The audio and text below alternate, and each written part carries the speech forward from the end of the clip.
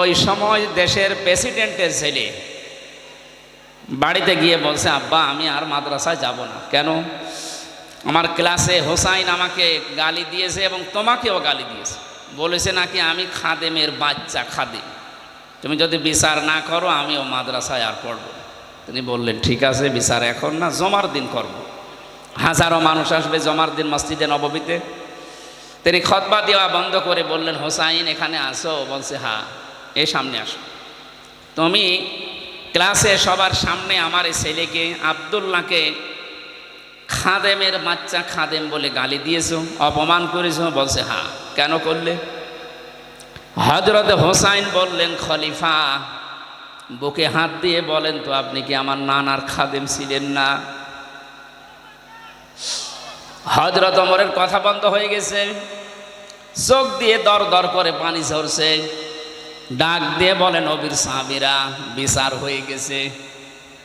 ছোট মানুষ আব্দুল্লাহ তো বোঝে না, ডাক দিয়ে বলে, বাবা বিচার তো তুমি শুরুই করলে না, হয়ে গেল কি করে? হযরত ওমর বলে, সন্তান যে বিচার করেছি এটা দুনিয়া না, মরণের পরেও কাজে লাগবে।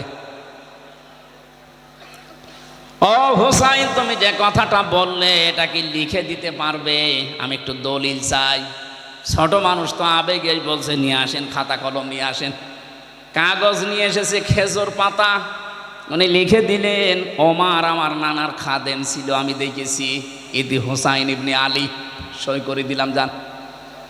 কাগজটা হাতে নিয়ে হযরত ওমর চুমা খেলেন, চোখে মুখে লাগিয়ে বললেন, নবীর সাহাবীরা আমি যখন মারা যাব এই কাগজটা আমার কাফনের ভেতরে দিয়ে দিও। কিয়ামতে যদি আমার জীবনের কিছুই কবুল না হয়, আল্লাহ যখন আমাকে দাঁড় করাবে তার সামনে, জীবনে কিছুই যদি আল্লাহর ভালো না লাগে, তো কাগজটা তুলে আল্লাহকে দেখাবো, রব্বুল আলামিন দেখো তোমার নবীর নাতি লিখে দিয়েছে আমি নবীর খাদেম ছিলাম, এই ওসিলা হলেও তুমি আমাকে মাফ করে দাও। জান্নাতের গ্যারান্টি তিনি জীবিত অবস্থায় পেয়েছিলেন, তারপরও এই চিন্তা ছিল তার। নবীর এই ঘরের দায়িত্ব 65 বছর যারা পালন করছে, অনেকে কবরে আছে, ওরাও হযরতে ওমরের মতো একটা কিছু নিয়ে আল্লাহর সামনে দাঁড়াতে পারবে। এখন যিনি সভাপতির দায়িত্বে আছে, আল্লাহ যেন হযরতে ওমরের মতো তাকে এই ব্যবস্থা কিয়ামতে করে দেন। বলেন বলেন।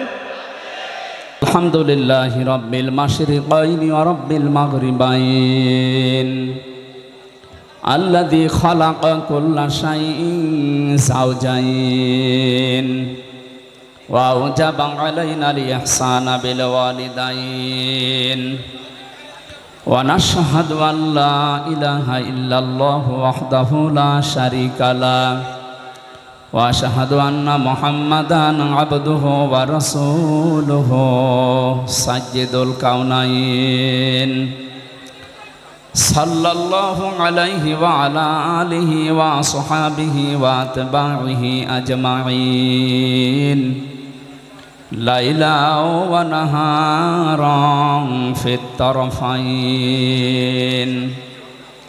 فقد قال الله تعالى في كلامه المجيد وبرهانه التوحيد।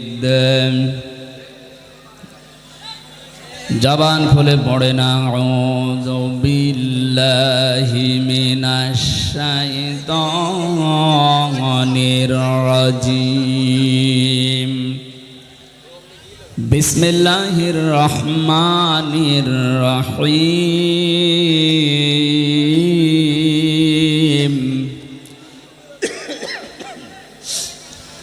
ওয়ালাকাদ যারানা লিজাহান্নামা কাসীরাম মিনাল জিন্নি ওয়াল ইনস লাহুম কুলুবুন লা ইয়াফকাহুনা বিহা ওয়া লাহুম আ'য়ুনুন লা ইবসিরুনা বিহা ওয়া লাহুম আযানুন লা ইয়াসমাউনা বিহা উলাইকা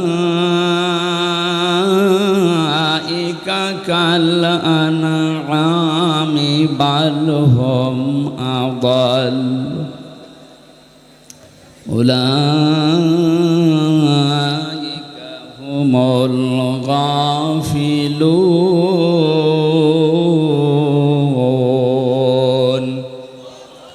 সাদাকতা ইয়া রাব্বানা।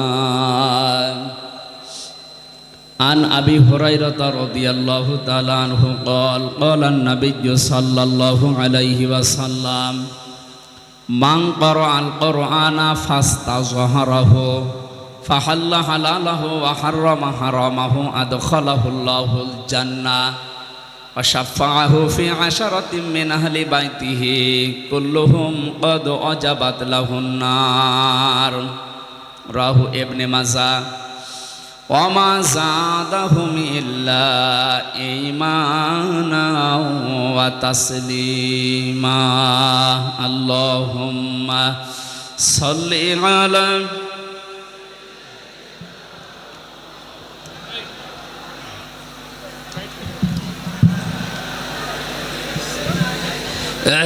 ঠিক আছে। জীবনে কখনো তুমি মিথ্যা বলনি, তাই তো তোমায় পেতে কাঁদে ধরনি। তোমারই মতো নেতা পেলেও গো ফুটতো সুখের গোলাপ চামেলি বকুল। আলহামদুলিল্লাহ, বাংলাদেশের ঐতিহ্যবাহী জেলা খুলনা শিরোমণি মাধ্যমিক বিদ্যালয় ময়দানে শিরোমণি হাফিজিয়া মাদ্রাসার উদ্যোগে 65তম 3 দিন ব্যাপী মহাবিশ্বের মহাবিশ্বয় আমাদের মালিক আমাদের মনিব মহান রব্বুল ইজ্জাতুল জালালের মুখের পবিত্র বাণী কোরআনে কারীম, এ মহতী অনুষ্ঠানের সম্মানিত সভাপতি, বাংলাদেশ জামাতে ইসলামী কেন্দ্রীয় কমিটির সেক্রেটারি জেনারেল, শিরোমণি হাফিজিয়া মাদ্রাসার সম্মানিত সভাপতি, বিশিষ্ট রাজনীতিবিদ, সাবেক সংসদ সদস্য, ইসলামিক চিন্তাবিদ, শিক্ষাবিদ জনাব অধ্যাপক মিয়া গোলাম পরওয়ার আতালাল্লাহু উমরাহু ওয়া বারাকাল্লাহু ফি হায়াতি, বলেন আমিন। যে বাবা তাকে জন্ম দিয়েছেন তিনি কবরে আছেন, মরহুম মিয়া আব্দুল হামিদ।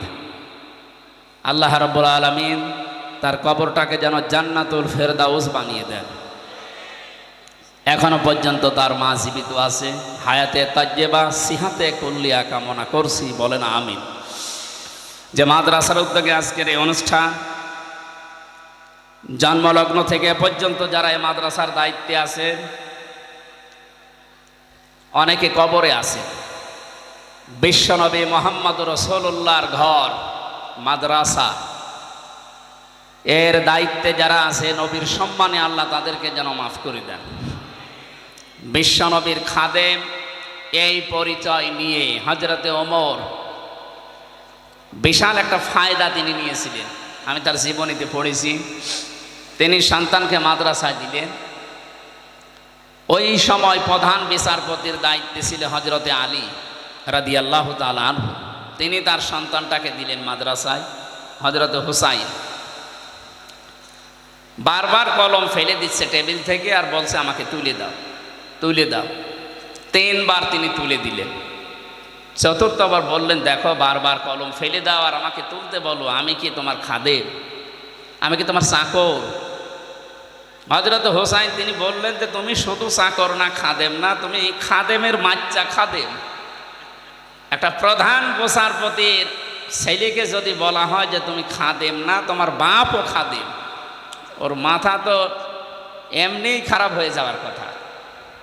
তিনি ওই সময় দেশের প্রেসিডেন্টের ছেলে, বাড়িতে গিয়ে বলছে, আব্বা আমি আর মাদ্রাসায় যাব না। কেন? আমার ক্লাসে হোসাইন আমাকে গালি দিয়েছে এবং তোমাকেও গালি দিয়েছে, বলেছে নাকি আমি খাদেমের বাচ্চা খাদেম, তুমি যদি বিচার না করো আমিও মাদ্রাসায় আর পড়ব না। তিনি বললেন ঠিক আছে, বিচার এখন না, জমার দিন করব। হাজারো মানুষ আসবে জমার দিন মসজিদে নববীতে। তিনি খুতবা দেওয়া বন্ধ করে বললেন, হোসাইন এখানে আসো? বলছে হ্যাঁ, এই সামনে আসো।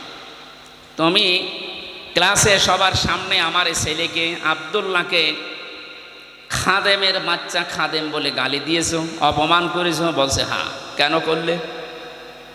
হযরত হোসাইন বললেন, খলিফা বুকে হাত দিয়ে বলেন তো, আপনি কি আমার নানার খাদেম ছিলেন না? হযরত ওমরের কথা বন্ধ হয়ে গেছে, চোখ দিয়ে দর দর করে পানি ঝরছে। ডাক দিয়ে বলে, নবীর সাহাবীরা, বিচার হয়ে গেছে। ছোট মানুষ আব্দুল্লাহ তো বোঝে না, ডাক দিয়ে বলে, বাবা বিচার তো তুমি শুরুই করলে না, হয়ে গেল কি করে? হযরত ওমর বলে, সন্তান, যে বিচার করেছি এটা দুনিয়া না, মরণের পরেও কাজে লাগবে। ও হোসাইন, তুমি যে কথাটা বললে এটা কি লিখে দিতে পারবে? আমি একটু দলিল চাই। ছোট মানুষ তো আবেগেই বলছে, নিয়ে আসেন খাতা কলম নিয়ে আসেন। কাগজ নিয়ে এসেছে, খেজুর পাতা।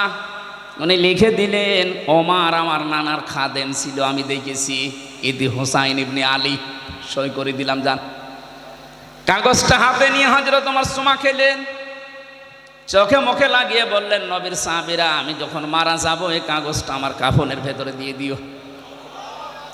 কিয়ামতে যদি আমার জীবনের কিছুই কবুল না হয়, আল্লাহ যখন আমাকে দাঁড় করাবে তার সামনে, জীবনে কিছুই যদি আল্লাহর ভালো না লাগে, তো কাগজটা তুলে আল্লাহকে দেখাবো, রব্বুল আলামিন দেখো তোমার নবীর নাতি লিখে দিয়েছে আমি নবীর খাদেম ছিলাম, এই ওসিলা হলেও তুমি আমাকে মাফ করে দাও।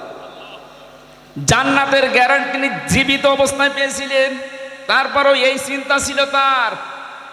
নবীর এই ঘরের দায়িত্ব 65 বছর যারা পালন করছে, অনেকে কবরে আছে, ওরাও হযরতে ওমরের মতো একটা কিছু নিয়ে আল্লাহর সামনে দাঁড়াতে পারবে।